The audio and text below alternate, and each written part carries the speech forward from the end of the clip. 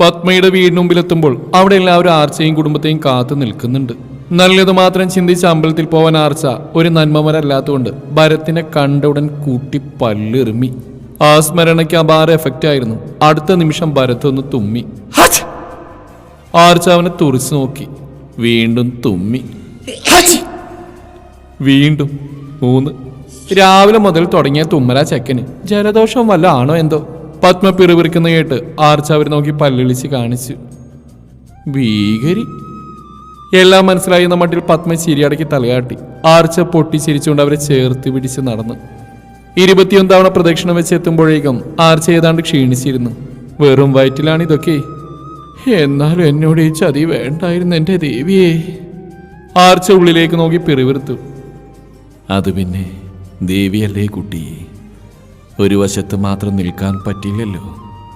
അപ്പൊ ബാക്കിയുള്ളവർ കരുതില്ലേ ദേവിക്ക് പക്ഷഭേദമാണെന്ന്. അതുകൊണ്ട് എല്ലാവർക്കും ഓരോ അവസരം കൊടുക്കേണ്ടേ. നമ്മളിങ്ങനെ ഇലക്കും ഉള്ളിനും കേടില്ലാത്ത വിധം സൂക്ഷിച്ചു പോയില്ലെങ്കിൽ ശരിയാവില്ല. നിലനിൽപ്പ് മുഖ്യം കുട്ടി. അത് കുട്ടിയുടേതായാലും ദേവിയുടേതായാലും. പുറത്തേക്ക് നോക്കി ഭംഗിയായിട്ടൊന്ന് പുഞ്ചിരിച്ച് ദേവിയും പിറുവിറുത്തു. ക്ഷേത്രത്തിന് പുറത്തിറങ്ങി അമ്പലത്തിന് മുമ്പിലുള്ള ആൽത്തറയിലേക്ക് കയറിയിരുന്നു ആർച്ച. കണ്ണുകളടച്ച് ശ്വാസം വലിച്ചു വിട്ടു. തലയിലൊരു സ്പർശനമേറ്റാണ് അവൾ കണ്ണു തുറന്ന് നോക്കിയത്. മുന്നിൽ നിൽക്കുന്ന അച്ചമ്മയെ കണ്ടതും ആർച്ചയുടെ കണ്ണ് നിറഞ്ഞു പോയി. അച്ചമ്മ അവിടെ കവിളിൽ നിന്ന് തലോടി നടന്നു നീങ്ങി. അച്ചമ്മ പോയതും കൃഷ്ണകുമാർ അവിടെ അടുത്തു വന്നിരുന്നു. വിഷമായ ആരു? കൃഷ്ണകുമാർ അവിടെ ചുമലിൽ ആശ്വസിപ്പിക്കാനെന്ന പോലെ തട്ടി. ഒന്ന് പോയച്ചാ, കാലുവേദനിച്ചിട്ട് കണ്ണു നിറഞ്ഞാ. വീടിനകത്ത് പോലും ചെരുപ്പിട്ട് നടക്കുന്ന ഞാനാ ഈ പ്രദക്ഷിണം മുഴുവൻ ചെയ്തിട്ട് വന്ന്. അവന് 101 എന്നൊന്നും പറയാൻ തോന്നാത്ത നന്നായി. കാലിൻ്റെ അടിയിൽ ഒഴിഞ്ഞുകൊണ്ട് പറയുന്നവളെ നോക്കി അടക്കി ചിരിച്ച കൃഷ്ണകുമാർ. ഞാനേ കാല് കുറച്ച് സമയം കുളത്തിലും മുക്കി വെച്ചിട്ട് വരാം. കാല് നിലത്തൊരൽപ്പം മാത്രം മൂന്നി ചാടി ചാടി നടന്നു പോകുന്ന ആർച്ചയെ നോക്കി താടിക്ക് കൈ കൊടുത്ത് ഇരുന്നു പോയി കൃഷ്ണകുമാർ. ആ നടത്തത്തിനിടയിലും കാണുന്നവരോട് ചിരിച്ച് തലയാട്ടുന്നുമുണ്ട്. ഇതിങ്ങനെ ഒരു കുഞ്ഞു പടക്കാണെന്ന് അറിയാവുന്നതുകൊണ്ടാണെങ്കിലേ ഒന്ന് മാത്രം മതിയും തീരുമാനിച്ച്. തൊട്ടരികിൽ താൻ നോക്കുന്ന അതേ പൊസിഷനിൽ ഇരുന്ന് ആർച്ച പോയ വഴിയെ നോക്കുന്ന ഭരത്തിന്റെ ചെവിയിൽ പിടിച്ചു കൃഷ്ണകുമാർ. ഡാ മുഖം ചുളിച്ച് കളിയായി വേദനിക്കുന്ന പോലെ കാണിക്കുന്നവനെ ചേർത്ത് പിടിച്ച് ചിരിച്ചു അയാൾ. ഏതാണ്ട് പിന്നൊരിത്തിരി സ്വാർത്ഥത. അച്ഛൻ്റെ കൂടെ കളിച്ചടക്കേണ്ട പ്രായം, ആസ്വദിക്കേണ്ട പ്രായം, എൻ്റെ കരുതൽ കിട്ടേണ്ട പ്രായമൊക്കെ ആഴ്ചയിൽ ഒരിക്കലുണ്ടാവുന്ന ഫോൺ കോളിന് അപ്പുറത്തുനിന്ന് നൽകാൻ എനിക്ക് സാധിച്ചിട്ടുള്ളൂ. അതും പങ്കുവെച്ച് പോവേണ്ടെന്ന് തോന്നി. തെറ്റോ ശരിയോ, എൻ്റെ ശരി അതായിരുന്നു. എൻ്റെ പ്രാണൻ. പറഞ്ഞു നിർത്തുമ്പോഴേക്കും അയാളുടെ സ്വരം താഴ്ന്നു. മുഖത്ത് നിറഞ്ഞ വാത്സല്യത്തിലേക്ക് കൗതുകത്തോടെ നോക്കി ഭരത്. എന്തോന്നാങ്കിളെ ഇത്? ഉണ്ണിയാർച്ചയുടെ അച്ഛൻ എന്നൊക്കെ പറയുമ്പോൾ കട്ടക്ക് നിൽക്കണ്ടേ? ഏതൊരു മാതിരി.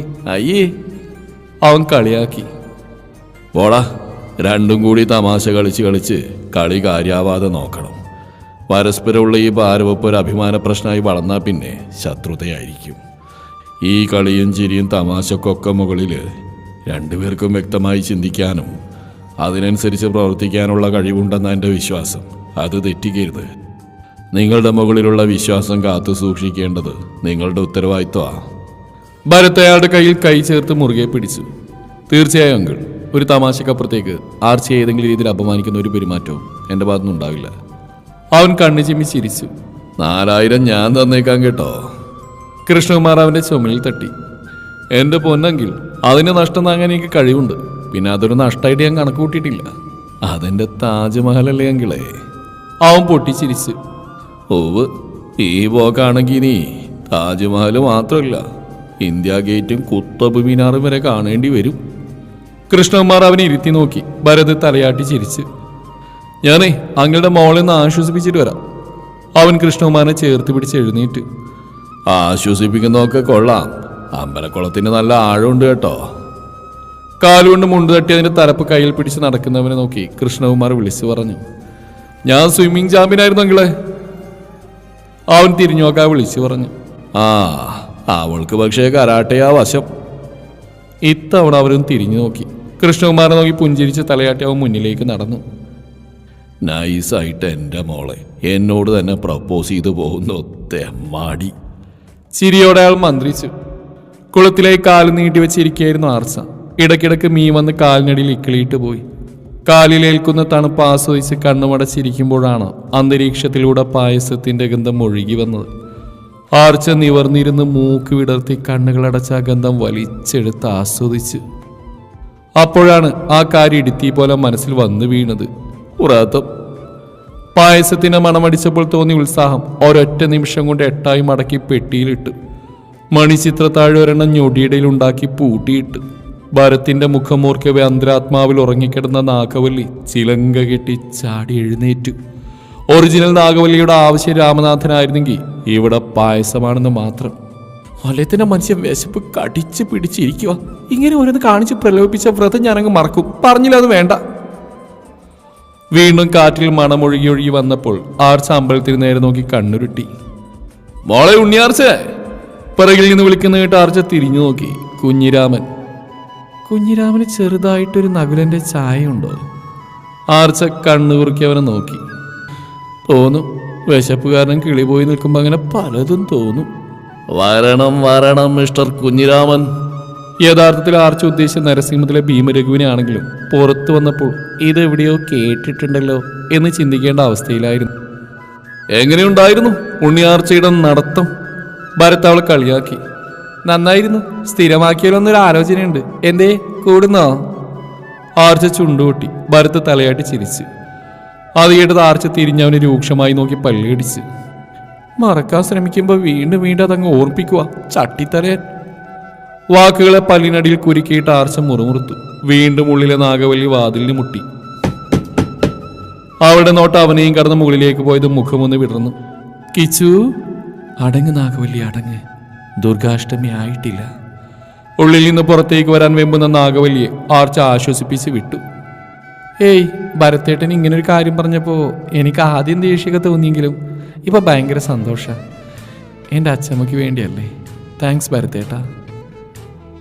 ഞൊടിയിൽ അമർഷ ഉള്ളിൽ ഓടിച്ച് മടക്കി വെച്ച് മുഖത്തൊരു ചിരി ഫിറ്റ് ചെയ്തു. ആഹാ, ഇപ്പൊ ടൂത്ത് പേസ്റ്റിന് കമ്പനിക്കാർ കണ്ടിരുന്നെങ്കിൽ അപ്പ പൊക്കെടുത്ത് കൊണ്ടുപോയേനെ. അജാതി ചിരിയല്ലേ. നിറഞ്ഞ പുഞ്ചിരിയോടെ പറയുന്ന ആർച്ചയെ നോക്കി കണ്ണുവീഴ്ചിരുന്നു ഭരത്. യുദ്ധം പ്രതീക്ഷിച്ചു വന്നിടത്ത് വെള്ളരി പ്രാവിനെ പറപ്പിച്ച് കളിക്കുന്ന കണ്ടാൽ ആരും കണ്ണുമിഴിച്ചു പോയി. സ്വാഭാവികം.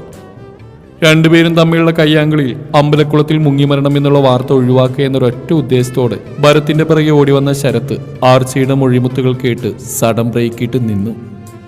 1-ാം കിളി, 2-ാം കിളി, 3-ാം കിളി, 4-ാം കിളി. ഒരൊറ്റ ഡയലോഗിൽ ശരത്തിന്റെ കിളികളൊക്കെ നാനാവഴിക്ക് ഇറങ്ങി ഓടി. എന്തിനേറെ, അപ്പുറത്തെ പ്രൈവറ്റ് ബസ്സിലുണ്ടായിരുന്ന കിളി വരെ ഇറങ്ങി ഓടി. ആദ്യത്തെ അമ്പരപ്പ് കഴിഞ്ഞ ഭരത്തൊരൽപ്പം സംശയത്തോടെ അവളെ നോക്കി. കുട്ടിയെന്തോ മനസ്സിൽ കണ്ടിട്ടുണ്ടല്ലോ. കുളത്തിൽ തള്ളിയിടാനാണോ? ആർച്ചയും കുളത്തിലേക്ക് മാറി മാറി നോക്കി ഭരത്.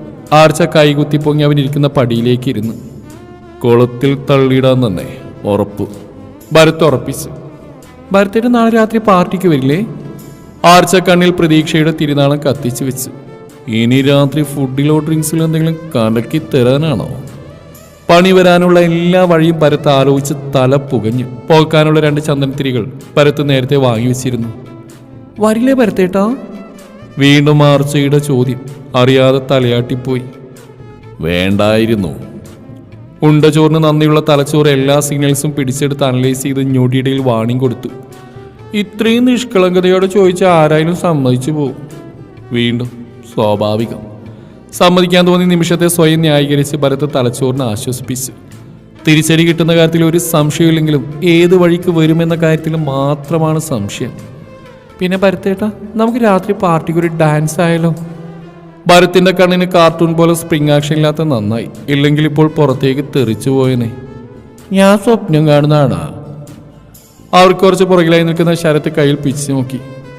അല്ല, ഇനിയിപ്പോൾ ഇവൾക്ക് പ്രദക്ഷിണം വെക്കുമ്പോൾ എന്തെങ്കിലും വെളിപാട്? ശരത്ത് അമ്പലത്തിന് നേരെ നോക്കി. ഞാനാ ടൈപ്പല്ല കുട്ടി. വെളിപാടൊന്നും ഞാൻ ഫ്രീ ആയിട്ട് കൊടുക്കില്ല. സ്പെഷ്യൽ പൂജയൊക്കെ എഴുതി പൈസയും എഴുതി വെച്ചിരിക്കുന്നത് പിന്നെ എന്തിനാ?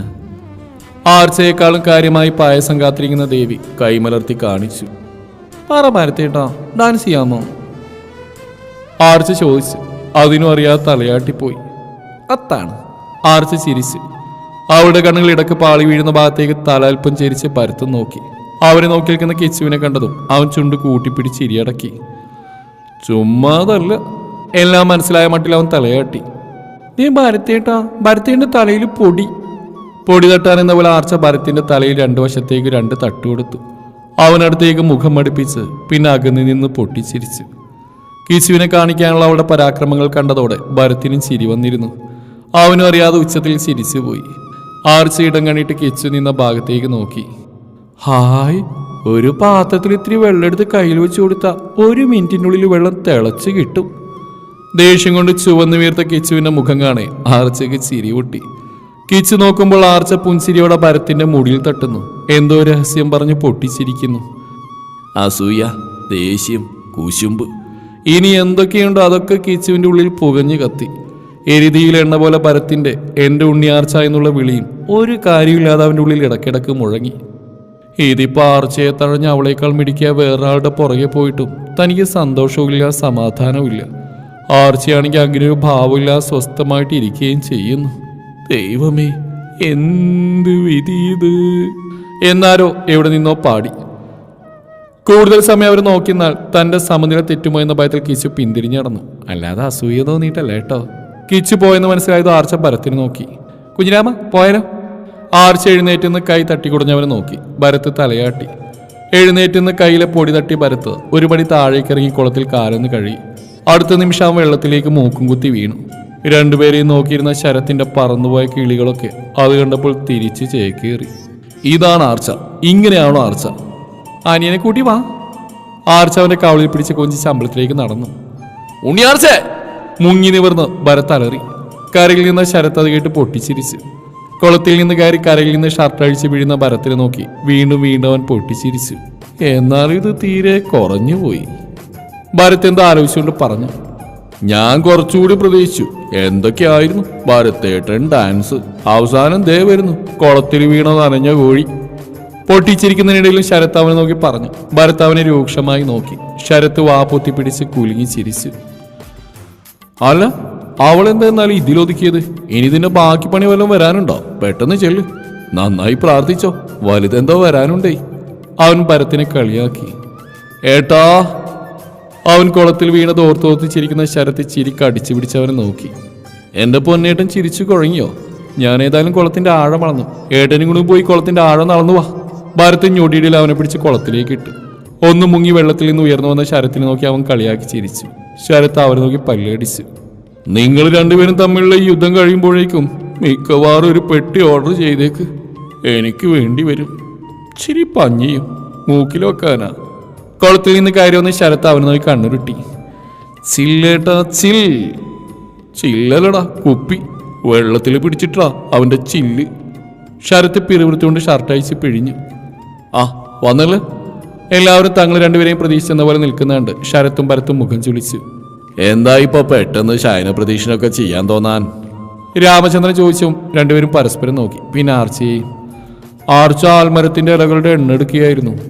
അത് കഴിഞ്ഞിട്ട് വേണം അടുത്ത പറമ്പിലെ കണ്ണിമാങ്ങളുടെ എണ്ണ എടുക്കാൻ. 15 വരെ എണ്ണി. അത് കഴിഞ്ഞ് കാറ്റ് വന്നപ്പോൾ എല്ലാം കൂടെ തെറ്റിപ്പോയി. ഒരു ടൈമിംഗ് ഇല്ലാത്ത കാറ്റ്. അല്ലെങ്കിൽ ഈ കാറ്റ് എപ്പോഴും അസ്ഥാനത്തേ വരും മനുഷ്യനെ നാറ്റിക്കാൻ. സമാധാനായില്ലേ? ഇനി കിട്ടിയത് കുറഞ്ഞു പോയി എന്ന് പറയണ്ട. ശരത്ത് അവനോട് പിറുവിറുത്തു. ഭരത്ത് പതിയെ തലചരിച്ച് അവൻ നോക്കി. അവന്റെ മുഖത്ത് കുറുമ്പോടെ ഒരു ചിരി വിടർന്നു. ഞാൻ മാത്രമല്ലച്ചാ, ഏട്ടനുണ്ട്. ഏടത്തിക്ക് വേണ്ടിയാണെന്ന്.